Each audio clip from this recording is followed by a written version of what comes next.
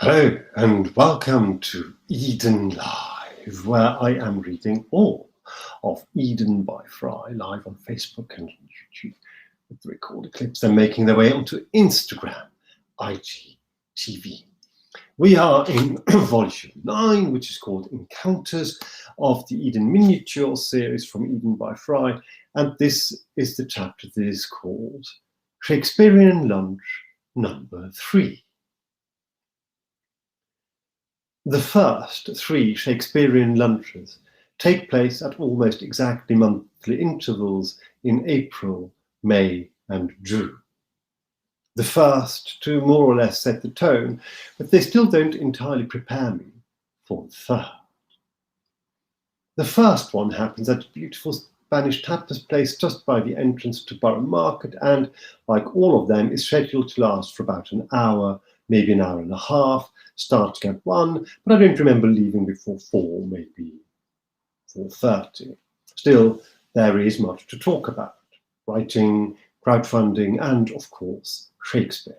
And so my stupendous writer friend and I take our time and order another bottle of wine, but eventually we decide to have done, mainly really because the place, beautiful as it is, isn't entirely cheap, and both of us are effectively skint. For the second one, the tapas place is full up, and it's raining off and on, and so we head a few doors into the market to a nice fish restaurant, which is all covered in glass and lends a view onto Southwark Cathedral. Much as on the first occasion, we meet at 1 and we talk about writing, a little less about crowdfunding, a little more about adventures with agents, and about Shakespeare. A lot. I have another drink to go to that evening, so reluctantly, somewhat painfully, I drag myself away shortly after 6. For our third Shakespearean lunch, we are fortunate in that a small outside table is available back at the tapas place on the corner, and my excellent writer friend is already parked there by the time I arrive. I have recently written a play about Shakespeare and his relationship with the recipient of his fair youth sonnets, and my friend is researching a story about William Shakespeare's brother Edmund, so on this occasion our conversation, for obvious reasons, focuses almost exclusively on Shakespeare.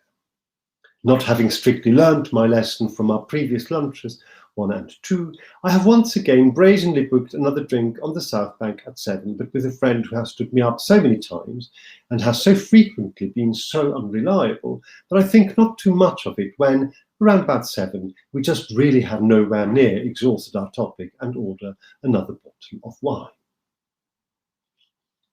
It is at around this time that our luncheon turns epic. There is a fine line between an ordinary writerly lunch, which can easily last 5 or 6 hours, and a lunch that turns into something memorable, noteworthy. This is approximately the point at which that happens, because at approximately this point we have, between the two of us, had between 4 and 5 bottles of wine, and in all seriousness, our conversation is likely by now to have drifted off said topic somewhat. I don't remember onto what. I'm pretty certain my formidable writer friend doesn't either, though I haven't asked him. I feel a little reluctant to ask him what he remembers of our third Shakespearean lunch, because I would not for one moment wish to embarrass him or make him feel uncomfortable. Not that there is really much reason for either of us to feel embarrassed or uncomfortable, save for the fact perhaps that we first pay our bill at 5:30, when we finally say goodnight to each other sometime close to 11, another bill for wine has been clocked up and paid for, and I have given up any attempt at catching up with my other friend, 2 or 3 increasingly incoherent text messages having failed to establish where exactly he was or why exactly he wasn't, as I suggested, simply joining us 10 minutes walk from where we had arranged to meet on the South Bank nearby. But there's also one bottle of wine that's unaccounted for. At some point after the second bill, we must have decided to have just that one more, and our brains at that late stage of our lunch were no longer, it seems, capable of placing paying for it into the category of things to do before leaving. Not that we were trying to do a runner. When I phoned the restaurant the next day, on my first attempt, there is nobody there to take payment for the bottle, but they say they will phone me back. When they don't phone me back, I try again, and this time round, a maître d'œuvre who doesn't seem in a particularly appreciative mood recalls, yes, you paid for the first ones and then you kept hugging the guy and then you are gone.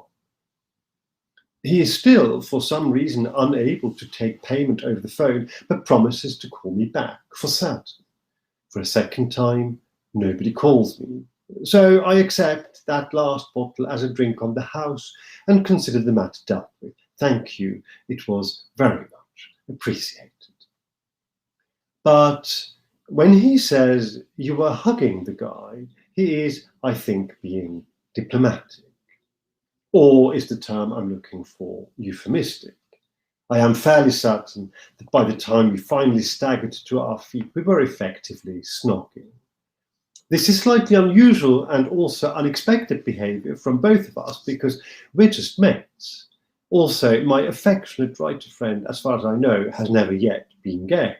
Then again, it doesn't really matter whether or not anyone is or isn't, and I don't hold with these labels in the first place, and so I really don't have any concerns about this at all. Still, the image that I couldn't have seen at the time, but that is now ingrained on my imagination, cheers me no end. The two of us, men in our no longer quite 40s, winding up our lunch at a Spanish tapas place in Borough at close to 11 o'clock at night, cuddling and kissing with really, by that time, not a care in the world, and still so much to talk about for, I would hope, many a Shakespearean lunch yet to come. That is it for today. In the volume that is called Encounters, which is volume 9 of the Eden Miniature series, the Eden Miniature series being Eden by FREI, published in serial format as a series of paperbacks and ebooks, which you can find at edenbyfrei.net, edenbyfrei, FREI.net. Till next time, I hope you are having a good start to the week. It's Monday today. I'll do it's actually summer solstice as well. It's the longest day of the year. But that has very little bearing on this project at the moment because it continues for as long as it lasts. We're in volume 9 out of 12, so it will last for a little while longer, twice weekly on a Monday and a Wednesday at 6 p.m. London time, which is therefore about 1 p.m. New York time. Till next time, I hope you are able to keep well and safe, take good care, and love and let love, and see you very soon.